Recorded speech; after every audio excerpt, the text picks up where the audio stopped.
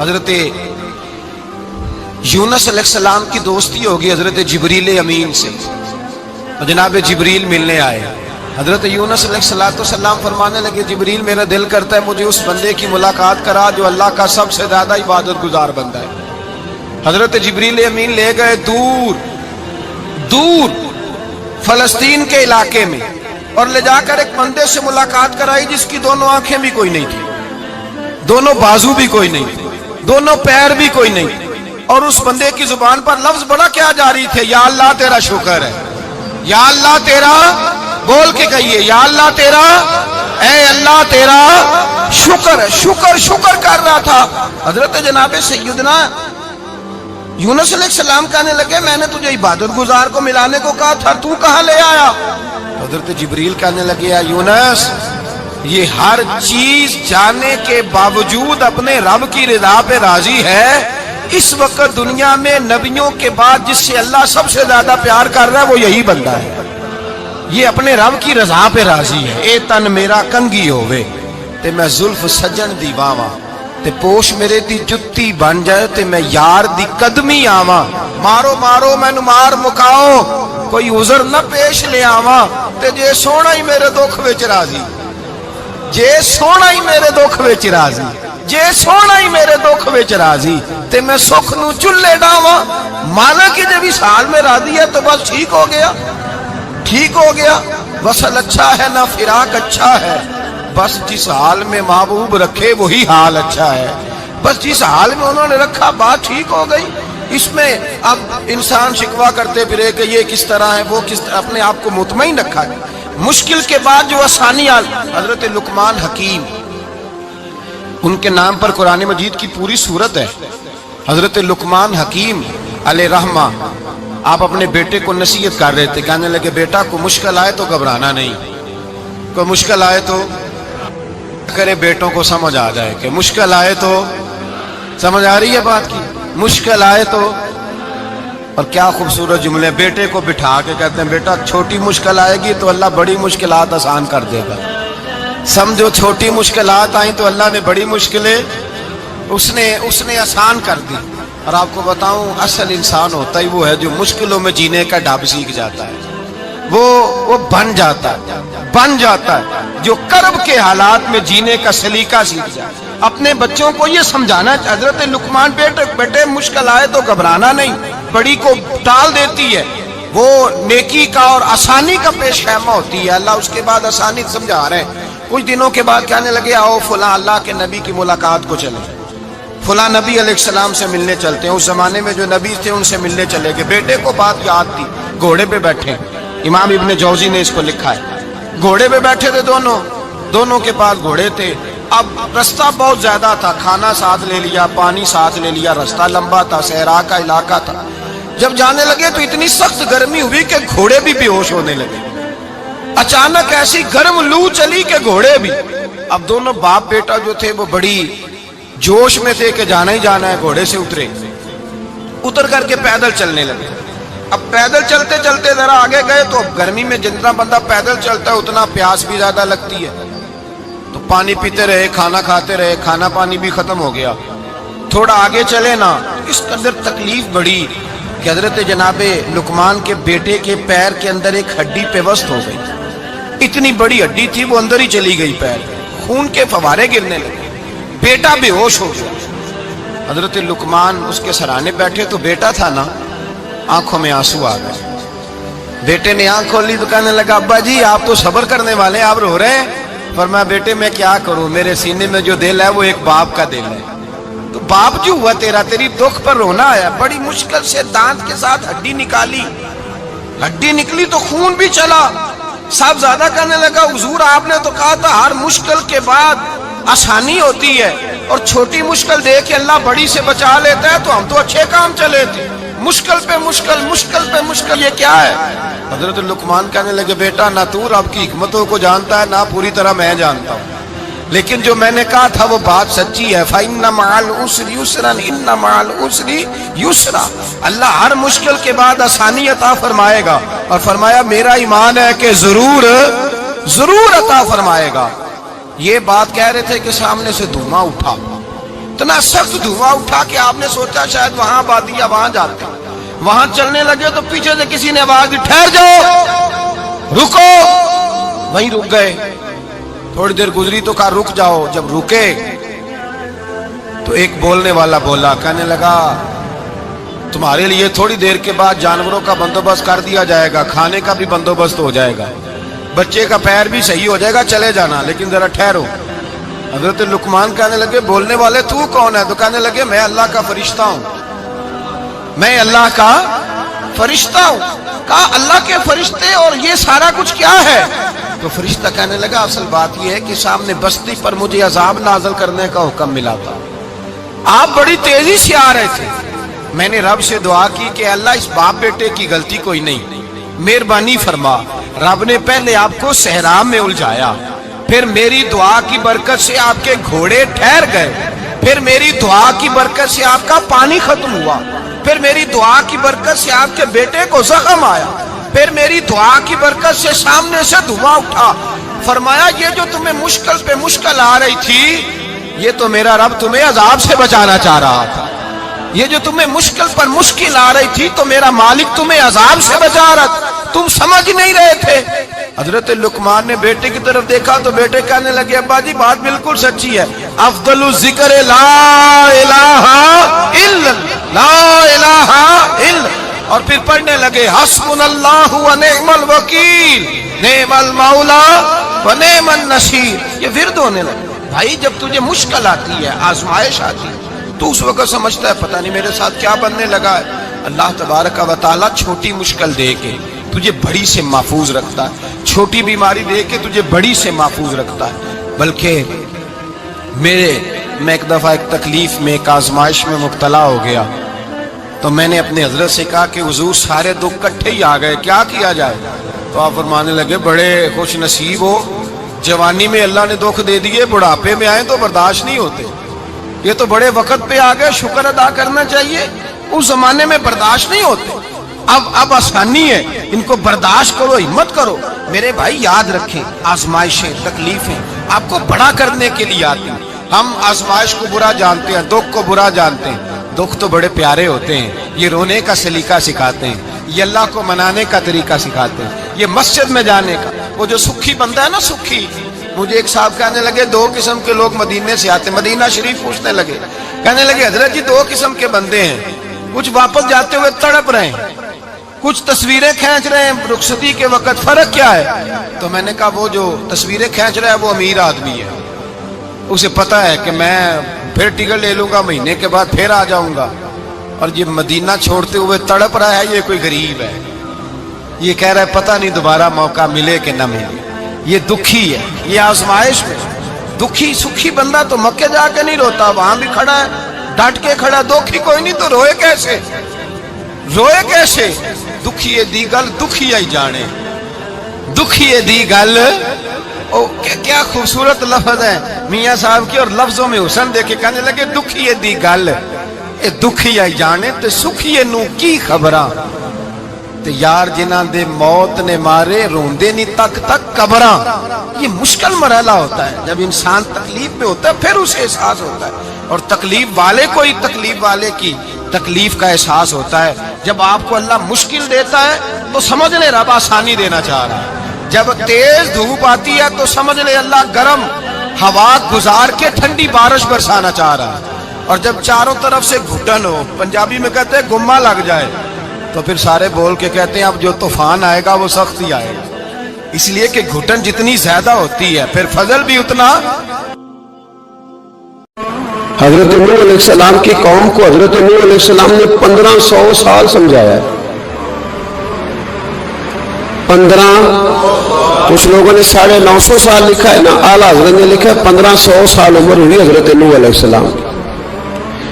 اللہ تعالیٰ بندے کو جلدی سزا نہیں دیتا, بلکہ قرآن مجید میں ایک جگہ رب کریم اس طرح بھی فرماتا ہے کہ جب بندے مجھے بھول جاتے ہیں تو میں ان کے لیے نعمتوں کے دروازے کھول دیتا ہوں. بندہ سمجھتا ہے کہ میں کچھ تو ہے نا کہ میرے اندر, کہ میں جدھر جاتا ہوں خیر ہی خیر ہو جاتی ہے. یہ سمجھتا ہے کہ میری عقل ہے, حالانکہ اللہ اسے ڈھیل دیتا ہے. اللہ اسے ڈھیل دیتا ہے. گناہوں کی سزا کے 3 طریقے. ایک ہے متنبع کرنا، تنبیہ کرتا ہے اللہ، بندہ متنبع ہو جاتا ہے، یہ اللہ کا بہت بڑا احسان ہوتا ہے۔ ایک ہوتا ہے مہلت دینا، اور ایک تیسرا ہوتا ہے اللہ خفیہ تدبیر کرتا ہے۔ تھوڑا سا سمجھیے گا، انسان پر کوئی آزمائش آئی، فوراً اس کی چھٹی اس نے کہا کہ وہ فلاں جگہ غلطی کی تھی تب ایسا ہوا ہے۔ ہوتا ہے نا کئی دفعہ آواز آتی ہے نا اندر سے، چلیں بول دیں کچھ نہیں ہوتا آپ کو، اللہ جانتا ہے یہاں کوئی کچھ نہیں کہے گا آپ کو، اور ہماری تو ویڈیو بھی نہیں گھومتی، یعنی خبر بھی نہیں ہو کہ کس نے ہاں کر دی کس نے نہ کر دی۔ آپ بغیر ٹینشن کے بات چیت کریں، آج کچھ نہیں ہوتا انشاءاللہ تعالی۔ آتی ہے اندر سے آواز، میں آپ سے اس لیے ان چیزوں کی تصدیق کراتا ہوں کہ باقیوں کو بھی آتی ہے کہ نہیں، اس لیے تصدیق۔ کبھی کوئی کسی جگہ انسان پریشان ہوتا ہے تو محسوس کرتا ہے کہ وہاں مجھ سے ہوتا ہے نا جی، جس کو یہ نصیب ہو جائے بڑا خوش نصیب آدمی ہے۔ حضرت مولا علی فرماتے ہیں اگر تجھے دنیا میں سزا مل گئی تو بچ گیا ہے سمجھ، پھر اللہ کرم کرے گا، آخرت میں سزا نہیں دے گا۔ اور یہ یاد رکھ لے، وما اصابکم من مصیبت فبما کسبت ایدیکم ویعفو عن کثیر۔ اللہ فرماتے ہیں دنیا میں تجھے جو بھی تکلیف پہنچتی ہے وہ تیرے ہاتھوں کے کرتوتوں کی وجہ سے پہنچتی، ویعفو عن کثیر، فرمایا کثیر گناہ تو میں ویسے ہی معاف کر دیتا ہوں۔ یہ جو تیری زندگی میں دکھ ہے نا، یہ بھی میری قلیل سزائیں ہیں، یہ کثیر پر سزا، یہ قلیل ہے قلیل، یہ جو تمہاری زندگی میں تکلیف ہے۔ انسان کو سزا ملتی۔ حضرت فضیل بن عیاض رحمۃ اللہ تعالی علیہ گھوڑے پہ بیٹھے تھے، گھوڑا شرارت کرنے لگ گیا، اچھلنے لگ گیا، کودنے لگ گیا، تو حضرت فضیل بن عیاض نیچے اترے، ایک کونے میں جا کے نماز کی نیت باندھ لی، 2 رکعت نماز پڑھی، پھر دیر تک استغفار پڑھتے رہے، روتے رہے، دعا کرتے رہے، واپس آئے۔ خادم عرض کرنے لگے حضور سمجھ نہیں آئی، گھوڑے نے تھوڑی سی شرارت کی، وہ بدکا ہے، آپ نے اس کو چھوڑا ہے اور چھوڑ کر کے آپ نماز میں لگ گئے۔ تو حضرت فضیل بن عیاض فرمانے لگے جب بندہ اللہ کی نافرمانی کرتا ہے نا تو جو چیزیں اس کی فرما بردار ہوتی ہیں وہ اس کی نافرمانی کرنے لگ جاتی۔ تو مجھے محسوس ہوا تھا کہ میں نے کہیں اللہ کی نافرمانی کی ہے، اس لیے ایسا ہوا ہے کہ میرے گھوڑے نے میری، تو میں توبہ کرنے لگا ہوں، اور آپ دیکھتا ہوں بیٹھ کے بھلا کیا ہوتا ہے، میں نے سچی توبہ، حالانکہ مجھے یاد نہیں کہ میں کہاں بولا، پر کھری اور سچی توبہ کی، دوبارہ گھوڑے پہ بیٹھے تو گھوڑا بالکل صحیح ہو کے ساتھ چلنے لگ گیا۔ میرے بھائی جب یہ تنبیہ ہے اللہ کی طرف سے، یہ متنبع کیا جاتا ہے کہ تو بعد آ جا۔ بہت ساری جگہوں پہ انسان کو وقتی طور پر اگر سزا مل جائے، نبی پاک علیہ السلام کی خدمت میں ایک صحابی آئے، بات مضبوط کر دوں، واقعہ سنایا ہے نا تو کچھ لوگ سمجھتے ہیں کہ یہ واقعہ ہے، تو میں ایک حدیث پاک امام بہقی کی لکھی ہوئی عرض کرتا ہوں۔ نبی پاک علیہ السلام کے ایک صحابی آئے اور ان کا سر پھٹا ہوا تھا، خون بہ رہا تھا۔ سرکار نے فرمایا کیا ہوا؟ عرض کی حضور ایک عورت جا رہی تھی، میری نظر پڑی، ابھی نظر پڑی ہے کہ میرے آگے ستون آ گیا تو میرے سر پہ لگ گیا۔ نبی پاک صلی اللہ علیہ وسلم نے فرمایا تیرے لیے خوشخبری ہے، اگر دنیا میں تیری غلطی کی تجھے سزا ملی ہے تو پھر رب تجھے قیامت میں سزا نہیں دے گا، پھر اللہ قیامت میں سزا، بعض گناہ ایسے ہیں جن کی یہاں بھی سزا ملے گی اور وہاں بھی ملے، لیکن میرے بھائی پہلی بات یہ ہے کہ اللہ تعالیٰ اس غلطی کی یہی سزا دے لے، اور دعا فرمائے اللہ تبارک و تعالیٰ یہاں بھی معافی عطا فرمائے وہاں بھی معافی عطا فرمائے، اللہ درگزر ہی فرمائے۔ لیکن میرے بھائی ایک تو یہ سزا، ایک سزا یہ ہوتی ہے کہ انسان جب گناہ کرنے لگتا ہے تو اللہ نعمتوں کے دروازے کھولتا ہے، مہلت دیتا ہے۔ 500 سال تک فرعون کو مہلت دی، کتنے؟ یہاں جو 5 سال حکومت کر لیتا ہے وہ کہتا ہے سب سے قابل میں ہی ہوں، مجھے مہلت ملی ہوئی ہے۔ 500 سال مہلت دی اللہ تعالیٰ نے، اور فرعون کی قوم پر پتہ عذاب کس طرح کے آئے تھے، ٹڈیاں مسلط کر دی اللہ نے۔ یہ گھومتی نہیں چھوٹی سی، ہم اپنی زبان میں اس کو کچھ لوگ مختلف ناموں سے یاد کرتے ہیں، کوئی مکڑی کہتا ہے، کوئی کچھ کہتا ہے، مسلط کر دی، جاتی نہیں۔ ان پر بنی اسرائیل کے ان مقابل جو فرعون کی قوم تھی ان پر الزام اس طرح کا عذاب آیا کہ مینڈک مسلط کر دی اللہ تعالیٰ. برتن کھولتے تھے اندر مینڈک نکلتا تھا. دنیا کی ہر دوائی استعمال کرتے تھے لیکن مینڈک نکل آتا تھا. تھوڑا سا سمجھا کریں چیزوں کو. ہمارے رنگ نہیں زیادہ گورے کہ ہم پر عذاب نہیں آتا. کوئی بہت زیادہ اللہ تعالیٰ معاف فرمائے دولت نہیں جمع کرا بیٹھے شاہی خزانے میں کہ ہم سے پوچھا نہیں جائے گا. یہ مہلت ہے. مہلت کو مہلت سمجھو. پھر جب پکڑ آتی ہے نا اللہ کریم کی, میں نے دیکھا کروڑوں روپیہ 6 اولادیں. ایک شخص کے بچے باہر سے آ رہے تھے, وہ بندہ بیمار تھا. مجھے کہنے لگا حضرت جی دعا کریں میں ان کے آنے سے پہلے مر جاؤں ورنہ آ کے مجھے مار دیں گے. دعا کریں. اتنی بے سکونی, کروڑوں روپیہ پڑا ہے تو یہ عذاب نہیں. کوئی ضروری ہے کہ پتھر برسیں گے تو سمجھ آئے گی. یہ جو سگا بیٹا بوڑھے باپ کے قریب سے گزر جاتا ہے سلام نہیں لیتا تو اس کو عذاب نہیں سمجھتے. یہ جو امت کی بیٹیاں, امت کی بچیاں, ہماری بچیاں ایک سال کے اندر 75,000 ہزار بچی ایک ڈویژن سے بھاگ کے شادی کر رہی ہے, ایک صوبے سے. تو اس کو آپ اللہ کا عذاب نہیں سمجھتے؟ یہ معمولی بات ہے. نہیں ہمارے رنگ ہو رہے, ہم بڑے سمارٹ ہیں. 1500 سال مہلت دی نوح علیہ السلام کی قوم کو. کتنے سال بول کے بتائیے, بول کے دوبارہ بولیے. 1500 سال. کوئی آدمی اپنی سمارٹنس پہ خوش نہ ہو جائے کہ 20 سال ہو گئے میں تو نافرمانی بھی کر رہا ہوں, روٹی بھی پک رہی ہے, میں تو حرام بھی کھا رہا ہوں, پھر بھی سب ٹھیک ہے. 1500 سال مہلت دی. پھر حضرت نوح کہنے لگے اللہ میں نے تو بڑا سمجھایا نہیں باز آتے. تو رب کریم نے فرمایا کشتی بناؤ. اللہ کے پیغمبر کشتی بنانے لگے تو قوم مذاق اڑانے لگے. آپ کیا کرنے لگے ہو؟ اب کشتی بنانے لگے تو خیر تو ہے, قوم مذاق اڑا رہی ہے. حضرت نوح علیہ السلام کا آپ نے کشتی بنائی, پانی کہاں سے نکلا, نہ بارشیں ہوئی نہ سیلاب آئے.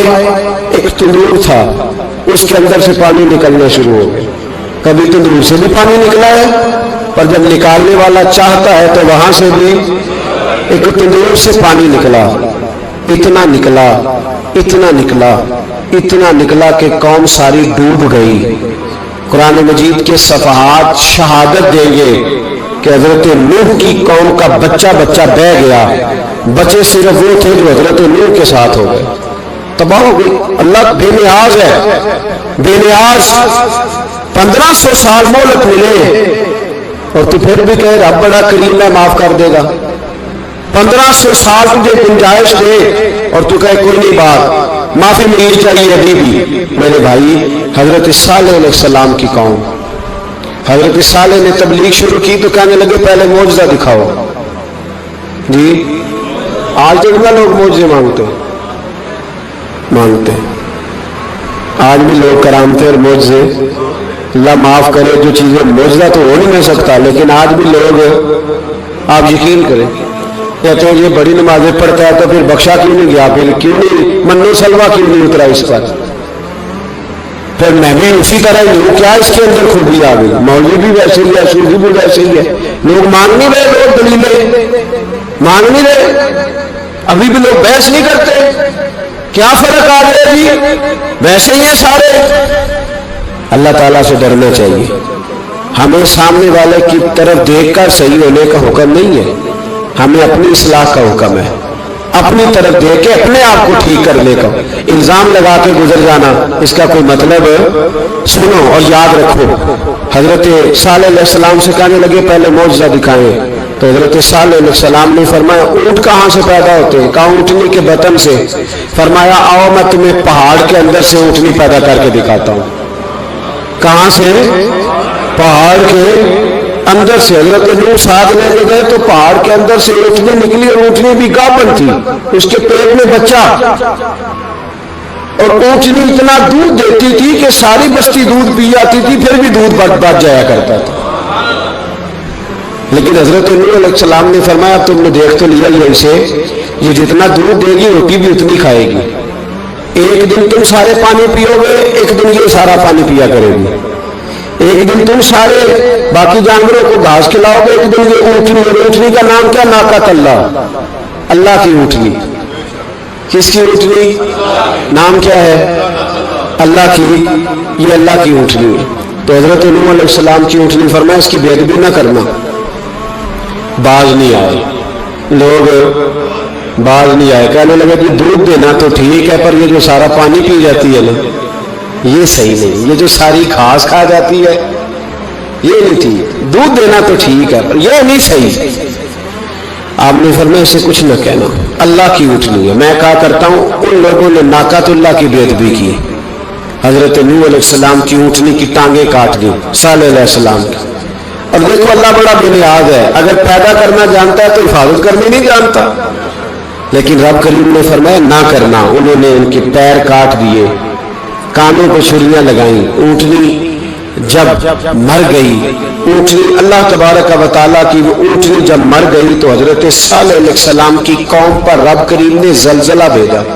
اذا زلزلت الارض زلزالہا, جب زلزلے آئیں گے, جب ان کا زلزلہ آنا ٹھہر, زلزلہ آتا ہے نا, کیا کرتی ہے قوم؟ لا الہ الا اللہ, لا الہ الا اللہ, کلمے جاری ہو جاتے. بلکہ ایک دفعہ ایسا بھی ہوا کہ مسجدوں میں اعلان ہونے لگے زلزلہ آ رہا ہے. جو فجر کے لیے نہیں اٹھے زلزلے کے لیے وہ بھی اٹھ گئے. جن کا دعویٰ ہے نا میری سویرے آنکھ نہیں کھلتی, ان کی لگی نہیں کتنے گھنٹے, بعد میں بھی نہیں لگی. ٹی وی پہ اعلان ہوتے رہے کوئی نہیں آ رہا, سو جاؤ چپ کر کے. لیکن آنکھ لگی. موت سے تو ڈرتا ہے, اللہ سے ڈرتا ہی نہیں. موت کا خوف ہے, رب کا نہیں. زلزلہ آیا, ساری قوم تباہ ہو گئی. بتاؤ اگر ناقۃ اللہ کی گستاخی ہو تو اللہ ناراض ہو جاتا ہے, اور اگر اولیاء اللہ کی ہو, اگر اولیاء اللہ کی ہو تو رب ناراض نہیں ہوتا. شرم نہیں آتی لوگوں کو داتا صاحب کی بے ادبی کرتے, شرم نہیں آتی لوگوں کو غوث اعظم کی گستاخی کرتے, حیا نہیں آتی جنہوں نے دین پھیلایا ان کی بے ادبی. میں درد سے کہتا ہوں, رو کے کہتا ہوں, اور اگر کلیجہ پھٹ سکے تو میں دکھاؤں زخم کتنے. ایک حج کے موقع پر ایک بابا جی, اس سال 4,80,000 روپے کا پرائیویٹ حج تھا, اور بابا جی کی کیفیت کمزور تھی, بیچارے بیمار تھے. اس کے باوجود وہ گئے. بوڑھے آدمی جا کے بیٹھے, بزرگ, اور کتنی مشکل ہے وہاں منا, مزدلفہ, عرفات, طواف زیارت, کتنا مشکل کام ہے طواف زیارت کرنا, طواف وداع کرنا. کس کٹھن سے حج کیا, بڑھاپے میں, پیسے بھی لگائے. اور جب وہ روضہ رسول پہ گئے صلی اللہ اور انہوں نے جا کے نبی پاک صلی اللہ علیہ وسلم کے روضے کی طرف منہ کر کے درود شریف پڑھا تو